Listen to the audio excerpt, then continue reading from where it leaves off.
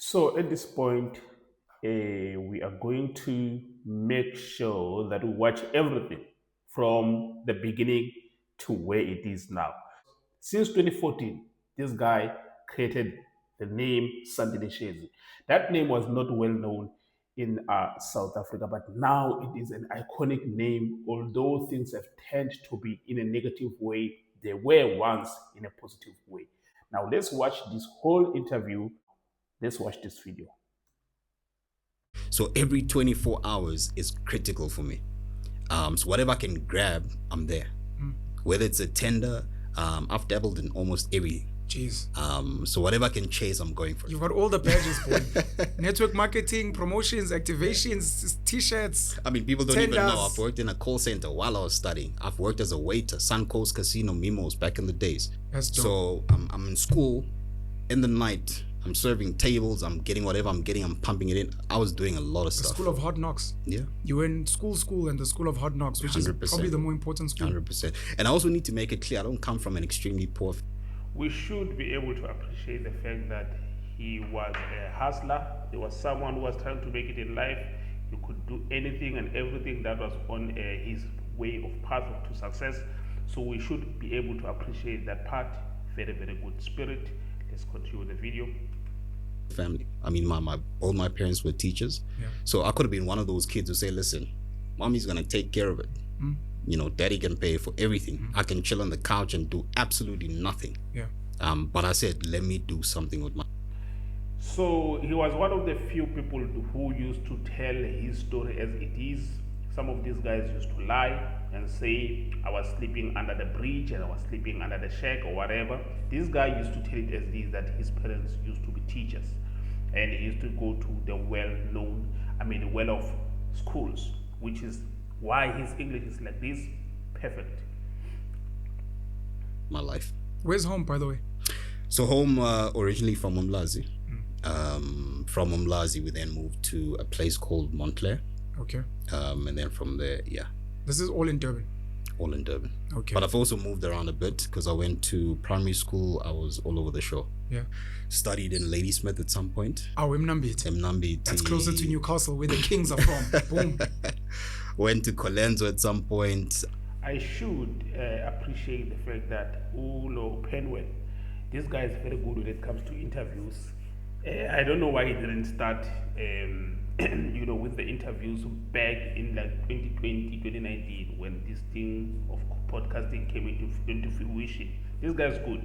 The guy is good. Moved to PMB Wartburg. I think I spent about 2 years in Kitchdorf. German school. From there, I then went back to Durban. This was parents moving around. Yeah, so my parents were kind of working here and there everywhere, so I was really moving around a lot. Okay. It's only towards the end of my primary school journey where I really got settled, and I was in Durban full time. Okay. So you're in class? Stop taking meeting notes and let ClickUp AI Note Taker do it for you. It allows you to focus on your meetings, not your. Outside of call center waitering, you also start trading, and you're trying to raise more capital, and you want to trade more. Yeah. I don't know if you're at liberty to say how much you were making in tertiary, and again, from trading, how does GF? I need your full attention, your full focus here. This is where things start to get interesting. We want to hear the beginning of how his trading career came to fruition. That is the part that we want. Then we're gonna go straight to the next part. If I get born. So I think towards, second or third year, I think I was probably making way more than my lectures. How much is that in money terms, Baba? We're slow, team. I was making enough. Aye, Baba, we don't want enough. Don't give us these diplomatic words. I was making it. 10,000 a month? Nah, that's too small. 20,000 a month? That's way too small. 30? It's too small. 40? 50? Let's say I was above 100. 100K a month? Yeah. As a tertiary student? Yeah. I think it's difficult to say wild. a month because obviously it's up and. Jeez, man, that's a lot of money. That's a lot of money. That's how much I wish I could make right now. Right now. I'm of course making way less than that. Way less than that. Things are bad. But this is good. The fact that he's being transparent with the numbers. Of course, because of the interviewer, you can see he's trying to push him to give us the numbers so we can get an idea of what was happening. Now, you listen to this. If you are watching this interview back in 2014 and you hear him saying he was making more than 100K a month, which is way more than lecturers, which is right, he's correct on that. So, of course, you are going to now start to follow him and then want to hear the full story and want to hear how he makes the money, and of course you will be hooked. You will be hooked. And also notice the name on his t-shirt there. Notice the name on his t-shirt. Done. Yeah, It's yeah. not like you're getting a paycheck. Yeah, you know? yeah. Some months I'd be sitting on a fairly good amount where I could pretty much not do nothing for the rest of the year and I'll still be fine. So I then, with more capital, obviously you can risk more. Yeah. And I think that's where I really started building, to a point that in my third year, I realized that I really have to make critical decisions with my life. Yeah. Do I continue dividing my focus and energy in all these things that I'm trying to do? Or do I invest more in what seems to be working? Yeah. Because I'm already pretty much okay. If it was me advising you back in those 2013, 2012, when you were on your third year, I would have said finish your course. Finish your course before. I know he's about to say he quit school, right? Which is why a lot of traders out there right now are quitting school, because of this story. This story is the reason why a lot of traders did not finish school, because of this guy, this story, specifically this part. And That's more than okay, boy. the minute I started focusing there, that's where things really took off. And I remember having to make that decision that I think today is my last day on campus. This is the Mark Zuckerberg, Bill Gates story. You know, people are always like, yeah, but they dropped out. And you're like, no, they didn't drop out from a TUT to go and hustle. They had built businesses that demanded their time and energy, and they were making money. And to what you're saying, they had no choice. And, Did and you I feel think, you were a maverick at the time? And nah. or did you feel like these guys? Were you aware of the guys? You were like, okay, this might be a similar story. I drop out of DUT because I'm arguably making 100K a month. I definitely can't put myself at their level. But You I think should, though. for me, I think I also have a responsibility, because I think over the years we've had a lot of Indwana that would say, but I mean, if somebody left school. This is the part that I'm looking for. This is the part that I'm looking for. Let me appreciate his honesty. This is the part I'm looking for. And focused on trading, why can't I matriculate and go straight into trading? You know, and I think we need to correct that on this platform where, for me, it wasn't like that. I didn't finish school, jump out and hope this thing works. Yeah. I was already trying a lot of things in school while I'm still studying. You know, it's only when I started seeing that, okay, I think this thing might work for me, where I actually took that decision to say, I am one of those people who wished this guy could have gone with his journey in a proper way. The whole journey, without taking people's money, without scamming people. I'm one of those people who wish this guy could have taken the right path. It was a good example of how we want our mentors to be. It was a very good example. The guy was doing well. He was teaching, he was providing services, he was doing everything correctly. You understand? He was one of those guys that I wish who came out to be different, to be decent. You know, I really wish things can even go back to how it was. Even right now, I still have the same wish. You know, perfect guy, good spirit. You know, of course, he's making money because we don't care about it. As long as you are delivering, that's what we care about. I'm prepared to take the risk. I'm prepared to face the consequences should it not work. That's important, bro. I've also earned all my hustling badges. I used to sell t-shirts. We've hosted tertiary events. I almost got into tenders at some point. I decided to pull out at some point. I was a loan shark, etc. 2013 was when I quit working in corporate. I was at Standard Bank at the time, and it was after I tried a year at fish and chips. I had my own fish and chips called. I actually think these two could make a very, very great. What's the word? Co-hosts. They could make a great co-host when it comes to podcasting and broadcasting. These two would actually make a great, beautiful stuff if they were the co-host of a podcast. forgive me if I'm wrong, but the energy, maybe it's because they're all from KZN, they're both Zulus. I don't know, but the chemistry, I love it. I love it. Pinwheels, fish and chips. Oh, nice. And then as I was selling off equipment for my business, one of the guys that I asked to bring a truck. Okay, this is it, guys.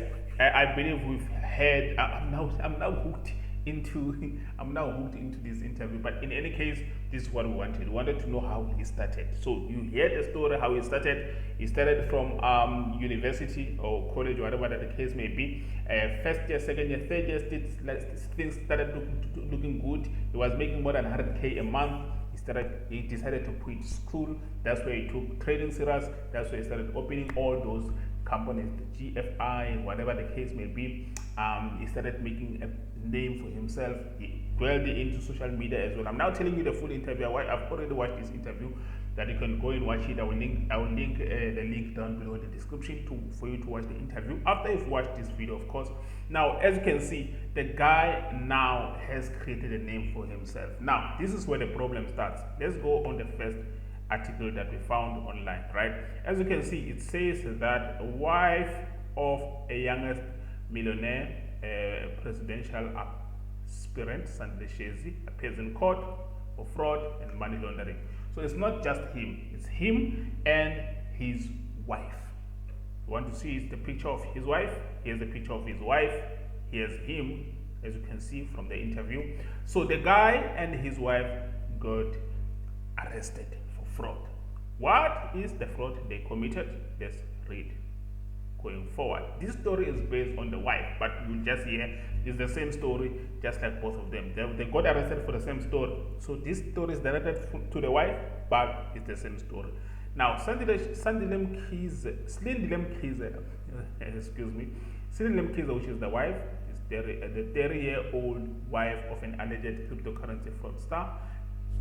That's wrong. It's actually forex trading fraudster. And presidential hopeful Sandile Shezi on Tuesday appeared before the Alexandra Magistrate Court, where she was released on bail. Right? She was released on bail. Now, according to the Directorate for Private Crime Investigation, also known as the Hawks, the woman was arrested on Monday in 4 West Gauteng on charges of fraud and money laundering. Fine, no problem.